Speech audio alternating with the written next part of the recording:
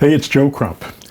3 successful real estate investing tips for 2021. I wanted to pick something that may be a little bit different than sort of the normal real estate tips and what's going on. So I wanted to talk a little bit about first loans.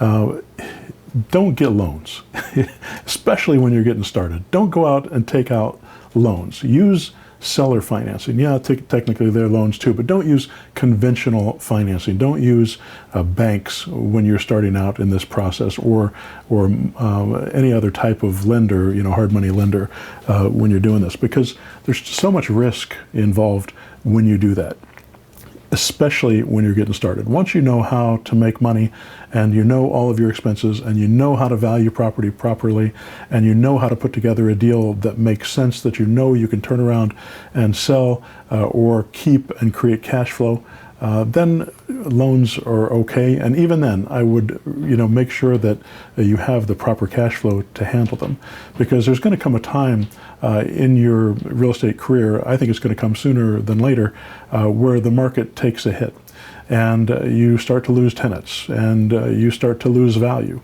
on the properties. And if you've got loans that are more than the value of your property, it can create a lot of problems for you. And I've seen so many people go through this.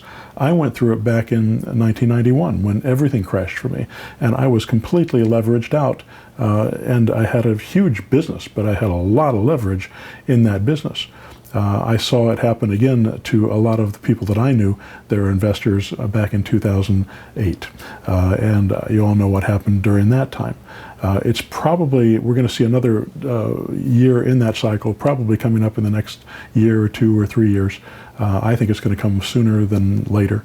But we're going to see another drop in the market, and we're going to see people that are having to move out of their homes because they can't afford to live there. So you're going to not have the income that you were expecting on that property. So make sure you build in a fair cushion if you do take loans, so that you can maintain those properties. One of the things I saw back in 2008, down in Florida, values were going up like crazy. They went up 50% in 1 year between 2006 and 2007. I saw people buying these $400,000 condominium buildings, and they would go in and they'd put 20% down, $80,000 down on these properties, and they'd wait for them to get built, and the values would go up, from 400 to 600 in the year that they were waiting. So it looked fantastic. The problem was the crash came and the values dropped down to 200,000, 250. They couldn't sell them because they'd lose all their money if they did that. They wouldn't even have enough money to pay the loan off, so they'd have to come to closing with extra money. And those condos only rented for $1,200 a month. That wouldn't come close to paying their monthly mortgage. They'd have to come out of pocket to do that. And a lot of them got easy loans, and they weren't able to make those payments. So don't do that. At the same time, during that time, I was selling some new construction properties as well, but we bought in areas that were more sustainable, so that they could buy a property for $120,000 or $150,000 or $175,000. But it was a low enough price so that the market rent for the properties in those areas was enough to cover the mortgage, even when the market dropped. Then the only thing you had to do is make sure you had enough reserve to take care of the vacancy.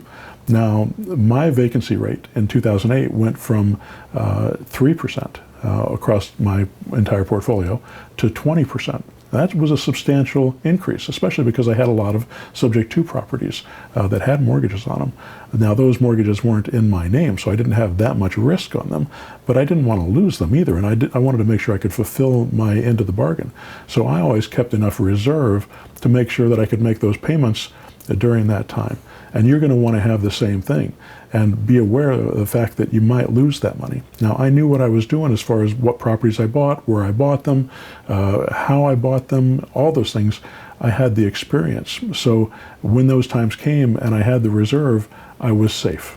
Now, if you do something with conventional loans where you work on the edge of your financial capability, and then a bad time comes like that, you're going to be in a very difficult situation. Or, and I've seen this happen even in good times, where values just didn't rise enough in order to protect an investor because they were counting on the values going up rather than buying the properties properly in the first place. And that's what I did back in 1991. I was able to buy because properties were appreciating like crazy in the late 80s in California where I was working. And I didn't have any fears at all that I wouldn't be able to sell those properties. But that's because I didn't understand where markets could go. And I learned a hard lesson because of it. And I don't want to see you have that same experience. So that's one thing that I'd really pay attention to in 2021 because of what's going on. Now, one way to replace it is the second idea, which is getting zero interest loans. Now, zero interest loans are not something you can go to a bank and get. They have to be seller financed. And typically, they have to be from sellers who own their properties free and clear. You can do it with people that have some mortgages on the property but have a lot of equity as well, and you can get at least part of the financing zero interest. But if you can take a property, let's say a low-priced property is in the $75,000 range, and you can make payments on that property that's principal only, you'll pay that property off in 10 years rather than in 30 years. Just take, for an example, a 5% interest rate on a $100,000 mortgage on a 30-year amortized deal that you can get in a conventional loan. If you can get zero financing on that same deal, you're going to pay that off with the same payment in 10 years instead of 30. It's a huge, huge difference. 30 years is a long way away, but 10 years will go by in a flash for you. And when you own a property 10 years and it's completely paid off, plus it's gone up in value, plus you've got good tenants who have been making payments and you've been making income on it over that whole time, that's a wonderful, wonderful thing. So start thinking about how can I get more properties with zero interest and buy them and have them so that they'll pay off and build my wealth in a much shorter period of time, 1/3 of the time that it takes to do with a conventional loan. The third thing that I would suggest is completely different than financing. It's about automation. Make your business and build a business that is almost entirely automated. So you don't have to do anything, and the people that you hire to do the work that that the automation doesn't do will be a very small bit. What I have done with Pushbutton Automarketer is, and you go to pushbuttonautomarketer.com to find this software, but what we've done with this software is build it in a way that 90% of your work as a real estate investor is already done for you. Your marketing, your follow-up, keeping track of everybody, going through that whole process, making it possible for the people that work for you to work as a team and to have a process set up and systematize your entire business.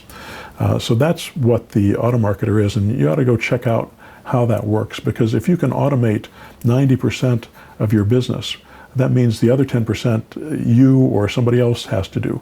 And it's pretty easy to outsource about 9 of that 10% that's left and leave you with just 1% of the work that needs to get done. That leaves you in a position of being able to work on your business rather than work in your business. That means you can step back and you can look at it and make sure all the pieces are working. Yeah, you're still at the wheel. You still have to drive it, but everything else is running for you. And all you have to do is check the meters, check the speedometer, check the brakes. Every once in a while you just have to make sure that it's all going. And you're going to still be involved when it comes to signing checks and signing the deeds and all those types of things as well. But that's a very small and insignificant part of your business if you're doing it with automation. So those are my big 3 tips. There's plenty of other things that you're going to learn. I'm going to be sending out more videos here in the future, but those are 3 good things to be thinking about for 2021. I wish you the best. It's going to be an exciting year, no matter what happens in the market, whether it's going up or whether it's going down. I think it's going to be interesting. And I'm going to talk a little bit more in some future videos about where the market's going and what we can expect from that as well. Anyway, if you like this channel, subscribe, hit the subscribe button. You can hit the little bell and it'll send you a notification every time I put out a new video. Also hit the like button if you will, and go check out my website. I've got a mentor program, a 6-month mentor program where I teach people how to invest, and I work with you to help you build your business. ZeroDownInvesting.com, so check that out. PushButtonAutomarketer.com is my automation system. And then if you just want to get more details and more free information, go to my blog, which is at joecrumpblog.com. There are over 700 training videos for free on that blog that I think you'd find valuable. All right. Thank you. Take care.